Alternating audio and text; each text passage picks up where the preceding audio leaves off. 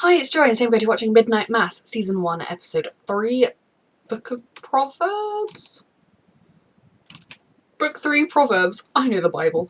The end of the last episode, a miracle was performed, and I'm just so intrigued to see how that affects the characters and the town going forwards. A reminder that, as always, you can find the unedited version of this reaction on my Patreon. You get that 1 week in advance for this reaction because it is sponsored.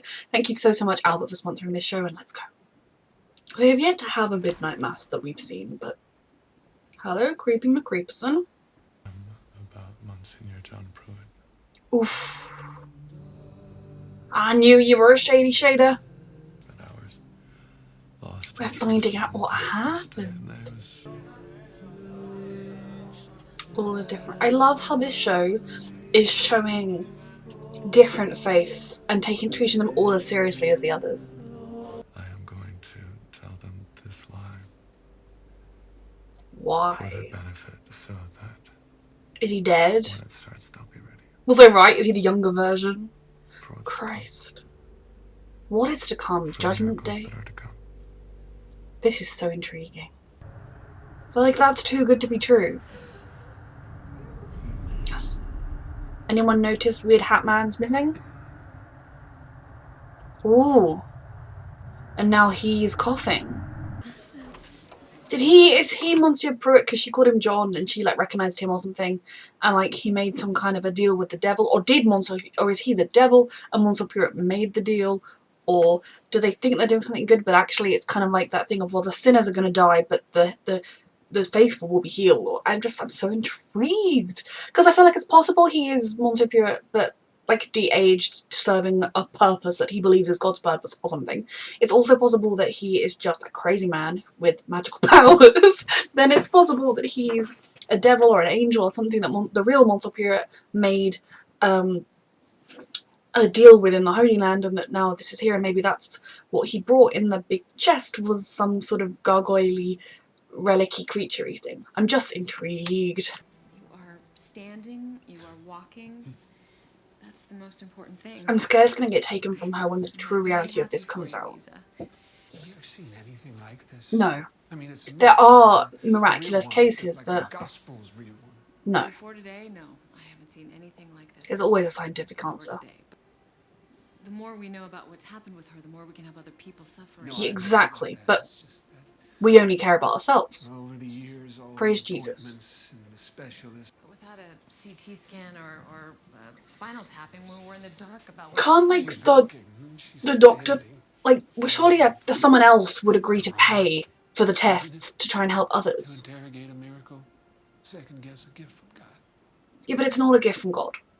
Maybe it is in this show, but as a scientist doctor, you would never believe it was a miracle from God. Or as the thing I'm the most scared of is all the atheist characters coming around to believing in God, but I think this show is too... Is her mother healed as well? Not overreact. God does not seek glory, not like that.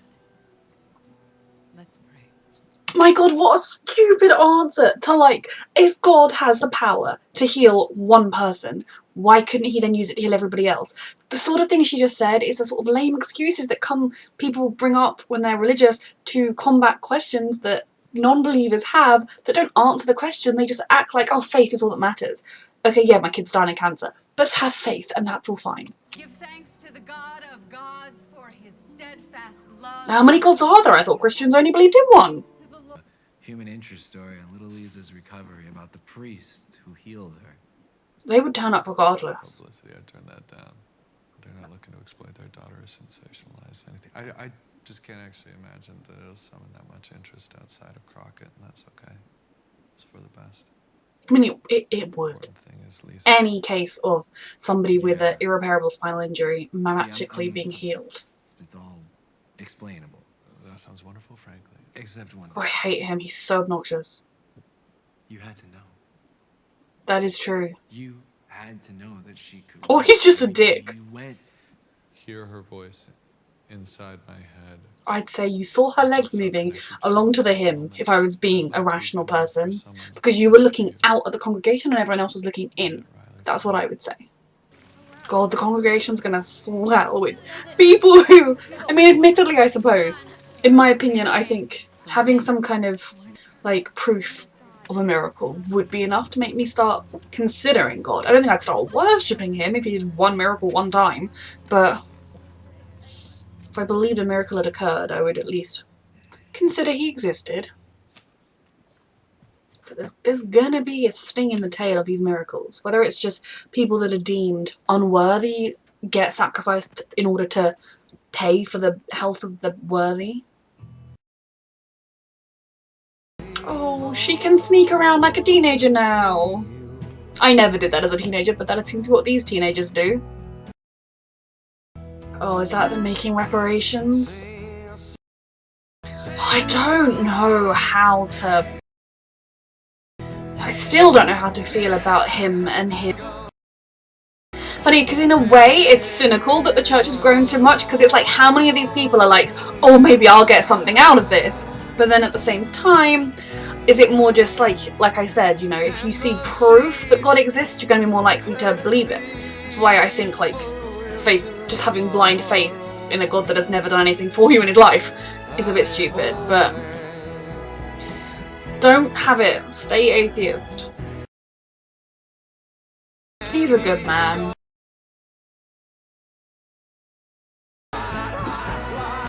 They don't want to capitalise on their daughter. I don't think they want to make a big fuss. Leaflets. I'm pretty sure on the medical front that if they were to say, look, we have these scans, she was paralysed, was not going to walk again, now she's walking, there will be so many research facilities that would pay for them to fly out, they'd pay for them to stay, you know, it wouldn't be off their insurance, they would get paid to do it because it could revolutionise medicine if you could figure out what happened to her.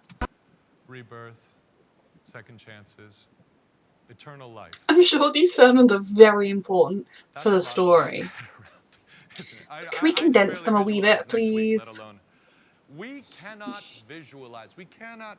I couldn't do something serious like AA with someone that comes out and speaks like this. I don't have all the answers. Nobody does. What I do have, though, is a brilliant talent for making stuff up on the spot. Mysteries. God gives us miracles very rarely, here and there, but mysteries. So if God is so capable of miracles, children would never have to get cancer, would they? Or if they did, they would be cured of it. Innocent children that get paralysed and accidents could all be healed. Adults, no one would be born. It's just...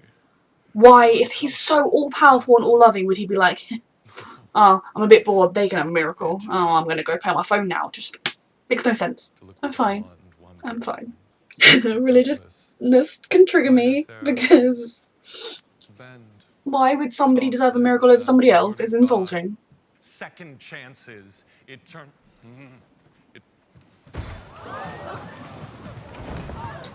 That was one dramatic fall.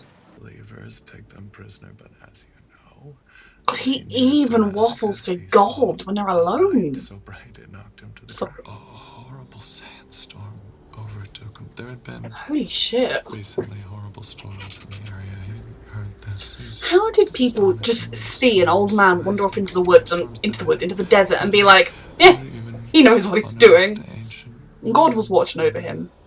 Before him there's a darkness in the dunes. Hell?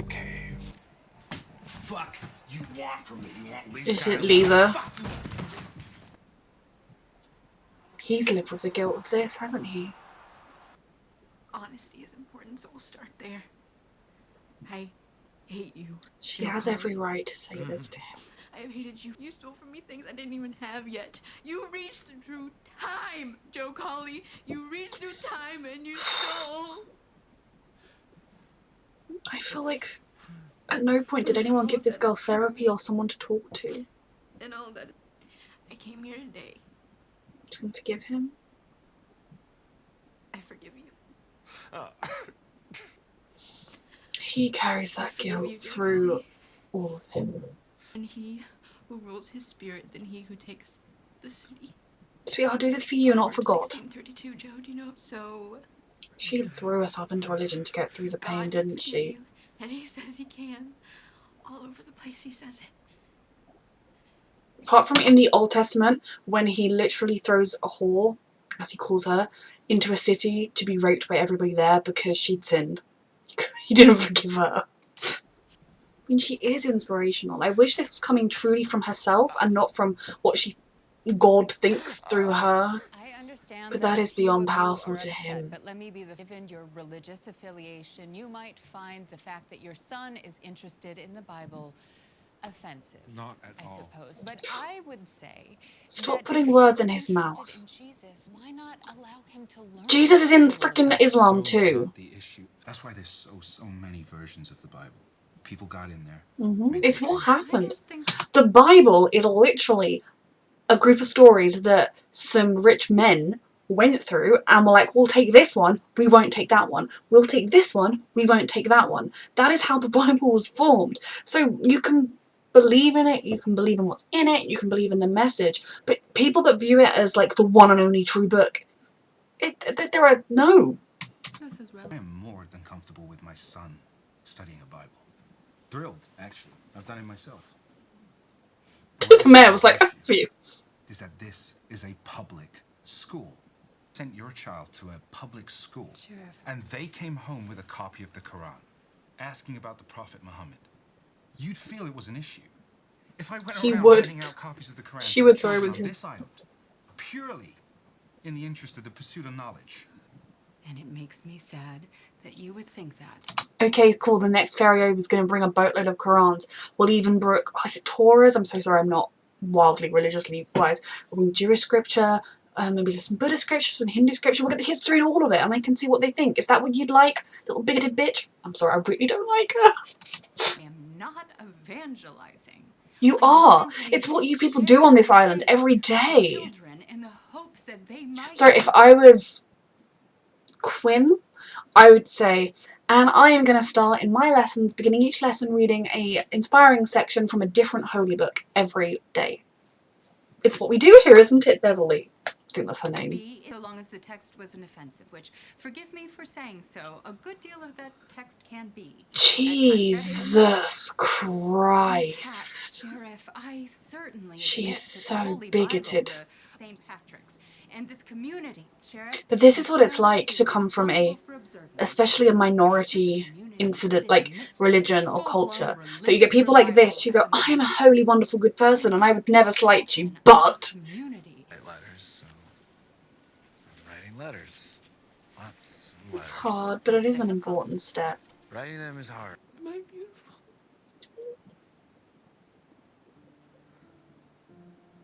It's what you dream of. And you'd be so scared it's gonna end. Told you we'd catch on. We're a trio now. It's almost more awkward. So much. I mean, why not just name it Bev Keene's Money Laundry? That's all it really was. Glad you were there, Joe. Wait, you really are, aren't you? What a fucking trip.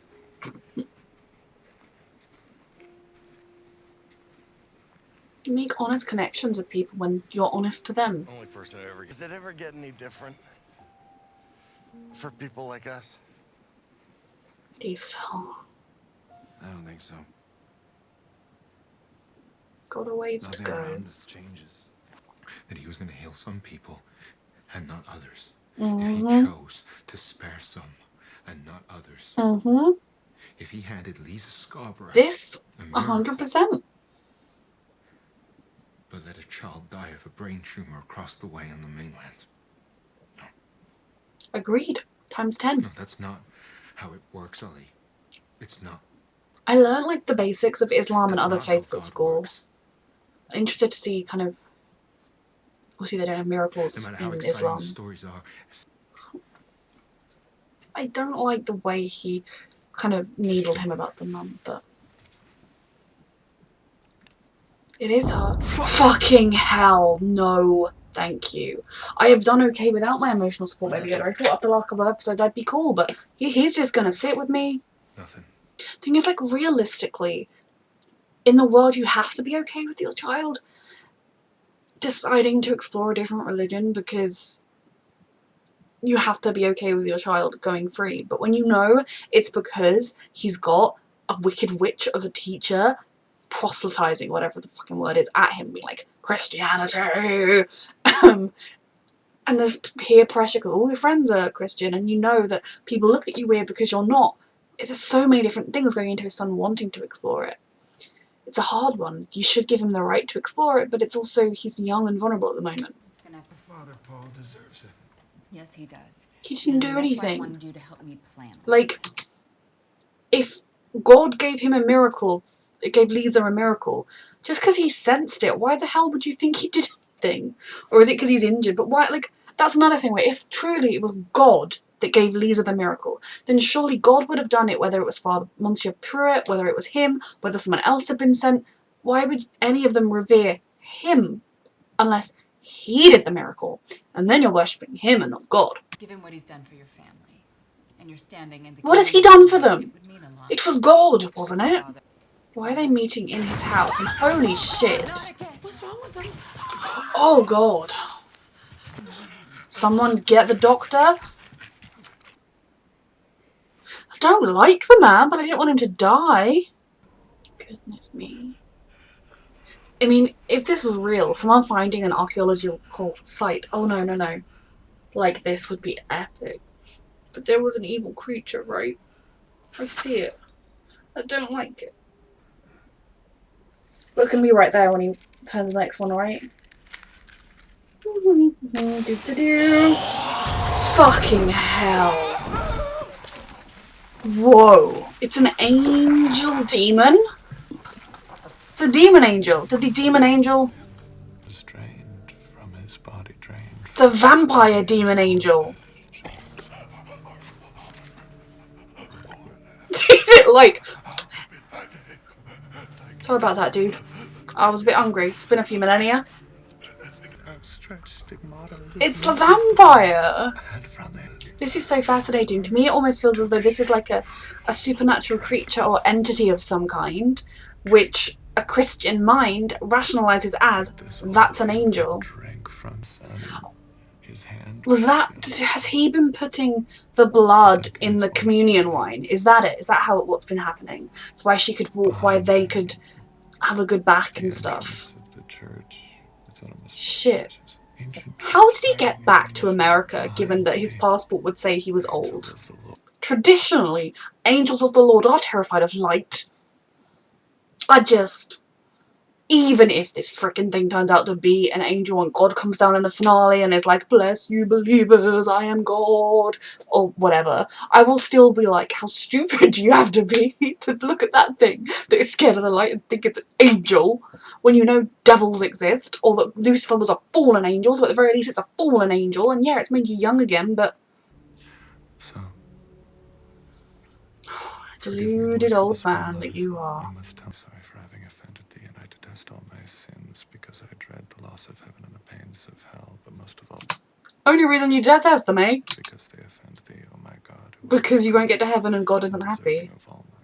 This is so interesting. I feel like this show is now... Religion is so at the heart of it, and like the sort of differences of opinion within religions, but it also shows you how religious people... how everyone views the world through the lenses of their beliefs. So he sees that hideous creature and he thinks, angel! That's an angel! What is going on? Is that him? I can't actually tell. I still can't tell. That could be anyone. Thought I wouldn't need you, but thank you for your service. Okay, this episode was intense. It was insightful about this show so much. I am really enjoying this show. I do find a lot of the over-the-top Christianity, the kind of hideous side of Christianity that you get shown in the show, very triggering, very, very triggering. And even some of the more mild, like just, oh, well, yes, God can't give miracles to everybody. Then why?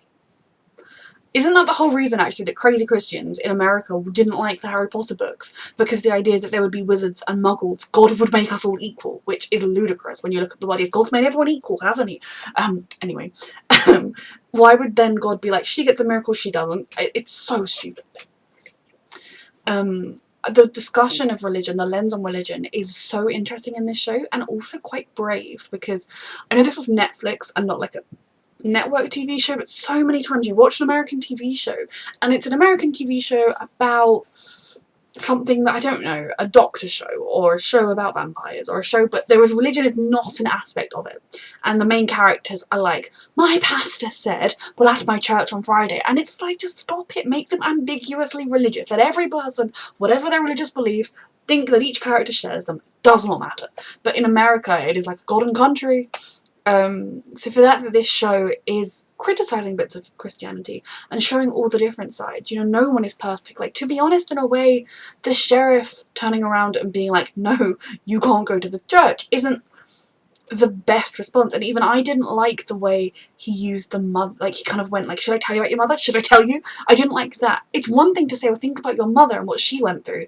Why would any god view her suffering as less than someone else's, etc.? You know, that would be fine. You could mention the mother, but the way he did it didn't sit right. So it's not like the Christians are evil and everyone else is good. Plenty of the Christian characters in the show are very good and very well-meaning. And, you know, it's even like Quinn saying that she doesn't like Beverly's kind of Christianity. That is important, and, you know, I would support someone like Quinn being a lot more than I would ever support someone like Beverly. You know, I do believe everyone has a right to be religious, just like I also do believe that all religions are basically flawed. And I have every right to believe my belief, just like you have every right to believe yours. And this show is handling that topic very well. And yes, it's triggering, but that is just because I find the idea of a loving God in a world where children get cancer very, very triggering to me, personally. But this show covers that, and it covers all the sides of it, and it does make you think, you know, if within my world, my circle of friends, my family, a genuine seeming miracle happened, what would I do? How would I approach it? Now, I know myself enough to know that I would not suddenly fall to my knees and be like, oh, I'm so sorry, my lord, I praise you. I would be very skeptical of it. I would assume there was a rational explanation. And more importantly, if somehow it convinced me beyond doubt that it was God, like he ascended from the heavens and said, I did this miracle, I would be like, okay, cool, now while I got you, why the Holocaust? You could have just Hitler, boom, he no longer there. Why childhood cancer? What about tsunamis? Do we really need those, especially in more poorer parts of the world? You know, I would have a lot of things I could say to that man, because it's, I mean, as much as like I love all the empowering, like God is a woman thing, but like look at the state of the fucking world. God is a man. Sorry, no, I'm getting off tangent. You know, in my life, like seeing a miracle would make me question things, but to this, I would not believe that God was loving, even with miracles, unless it was like every single person who was ill or ailing, like a miracle touched everyone on the planet. You know, global warming was stopped. Everyone's lives were made better by God. I would then be like, oh, he's got his powers back. He clearly used them all up. Great in the world. Now he's got them back and he can do stuff. Is where I stand with it. So it's interesting to see, you know, someone like Riley who had faith, grew up, lost his faith, how he kind of deals with it.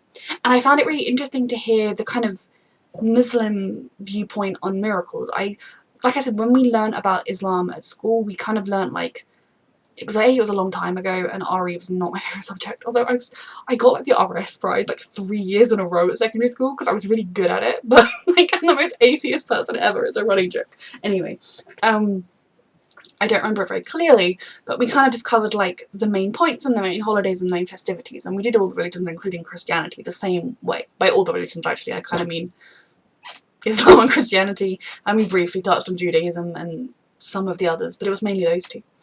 I don't know about the Islamic approach to miracles and the concept of miracles, but it's interesting to me that it seems like, I feel like this show wouldn't have him phrase it that way if it wasn't the case, that in Islam miracles aren't really a thing. Or maybe they were a thing in the past, but they're not a thing now, because, like I said, how would you translate that she gets a miracle, he doesn't? And especially as Lisa's miracle was fixing something that wasn't going to kill her. It wasn't, obviously no child should be paralysed, but she could have still had a very full life from a wheelchair.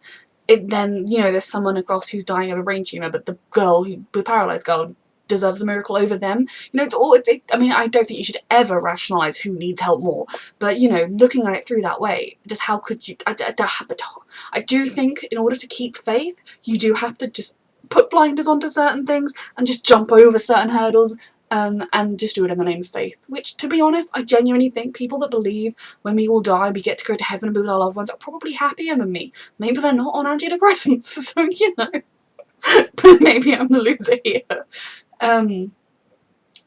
But I've got very off track. So it was interesting to kind of see different religions and their approach, and I like that this show has the overly zealous Christians, because my god, do they exist. People, like, I genuinely remember someone at school saying, in a discussion we were talking, I think we might have been like talking about Henri or something, it came up, it was relevant, I can't remember why, about christenings and baptisms, and, you know, I mentioned that I was not christened, and so did some other people, and a girl I went to school with, and like, I went to a grammar school, so people were very intelligent, not that that matters, but just, it's relevant in my opinion to this case, she genuinely said, oh, if you're not christened, you go to hell.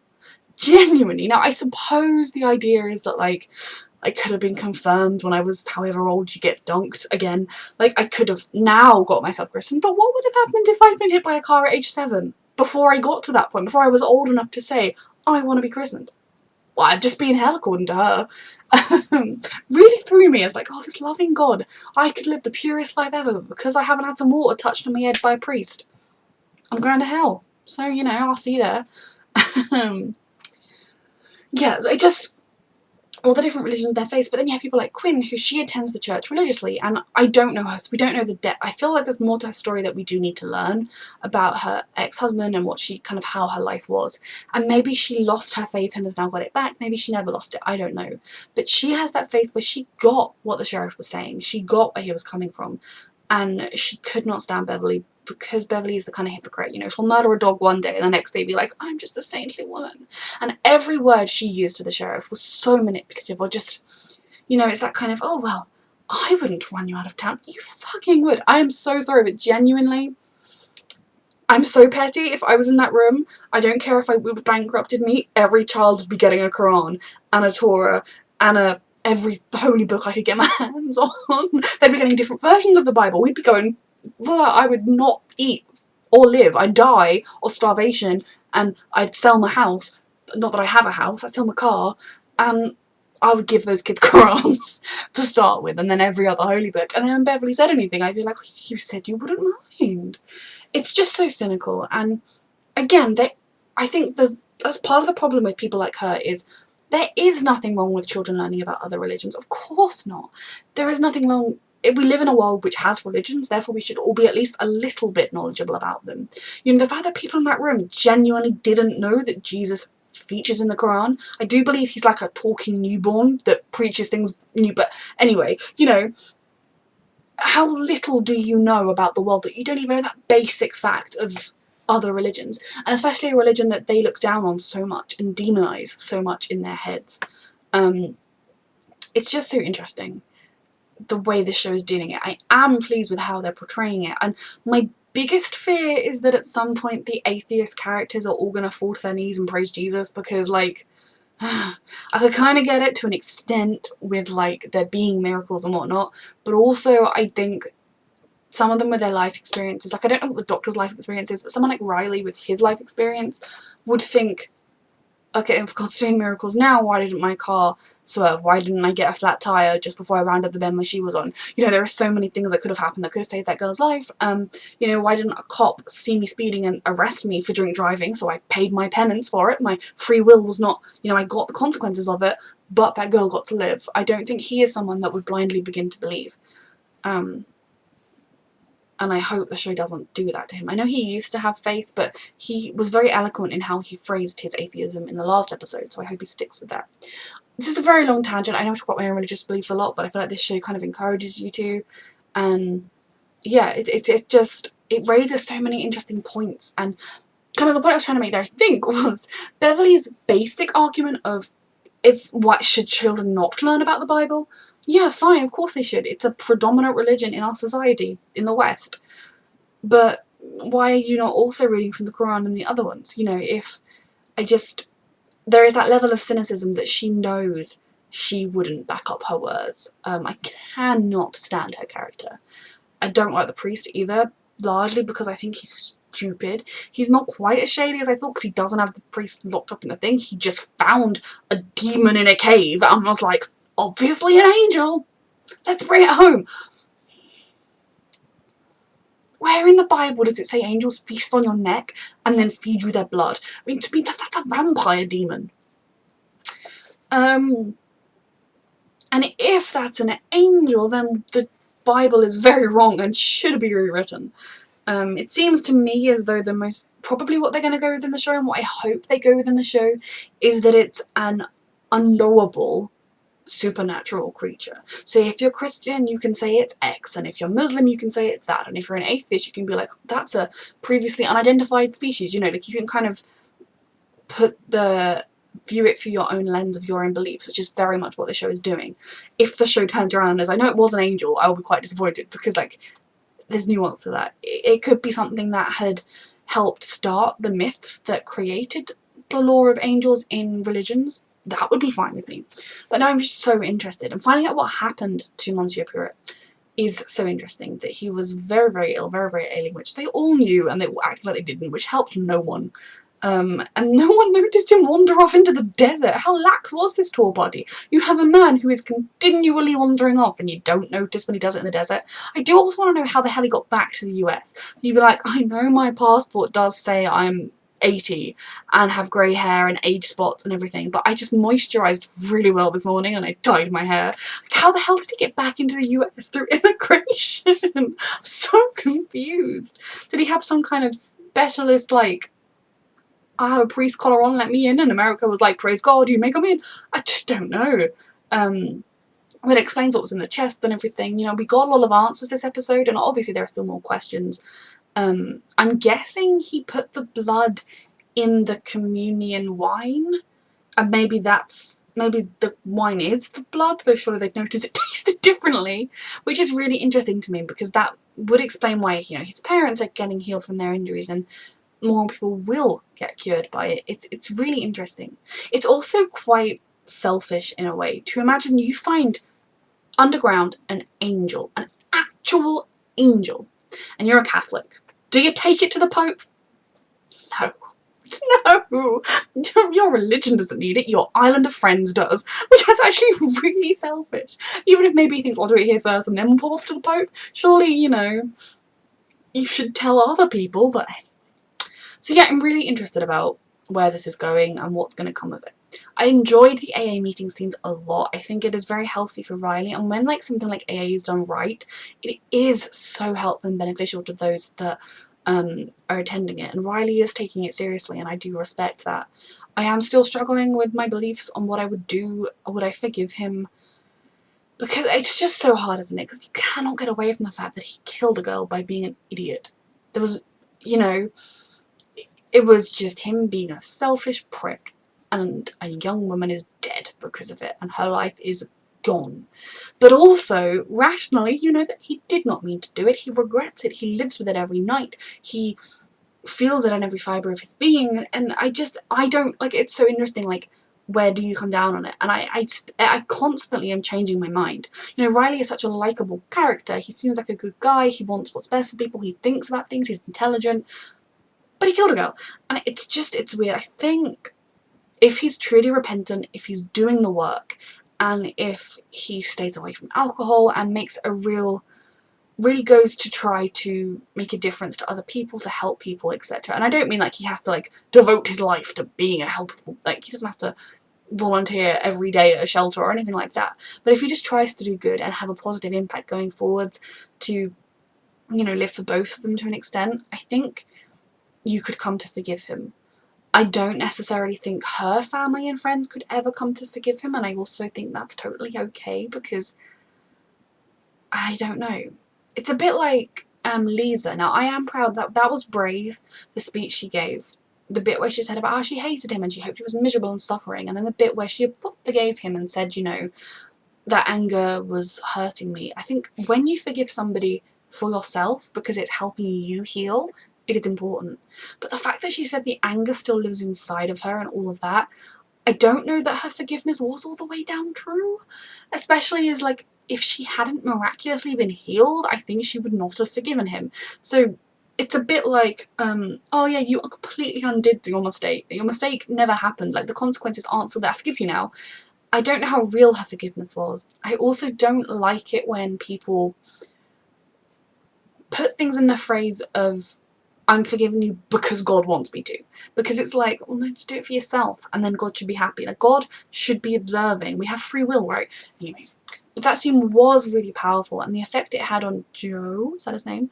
Was, again, it was impactful, it was big, it was a lot, and I enjoyed seeing him take it seriously. I think it was a really empowering moment for him. He's been living here, trapped in his own guilt and misery and hating himself for so long that this could be something really good for him. Having something like the AA meetings could be really good for him.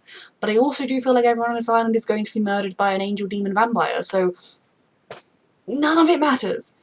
I want Quinn and her baby to survive. It's a baby. No one mentioned that guy going missing. I assume he lives on the island. I know he like worked on the boat, so he's a fisherman or whatever, and a drug dealer, so maybe that's where he went. No one has reported him missing yet. No one has noticed him missing. Time has passed. That's really interesting to me.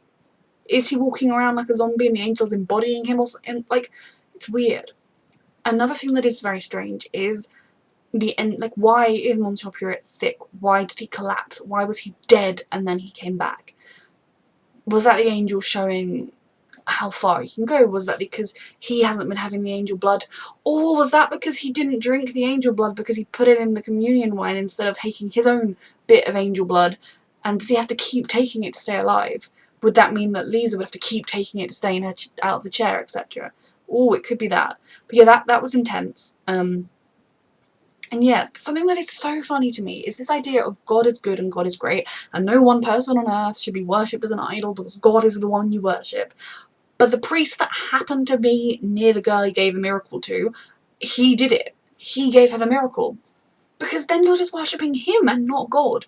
These people need to get their priorities sorted, or God's going to send an evil vampire demon angel to come and eat them all. This was a really good episode. It triggered me, it frustrated me, I enjoyed the discussions it creates, it makes you think. I'm really enjoying this show. Thank you so much, Albert, for sponsoring. A reminder that you can find the unedited version of this reaction and all of my reactions on my Patreon, and you get this one 1 week in advance. Thank you so much for watching.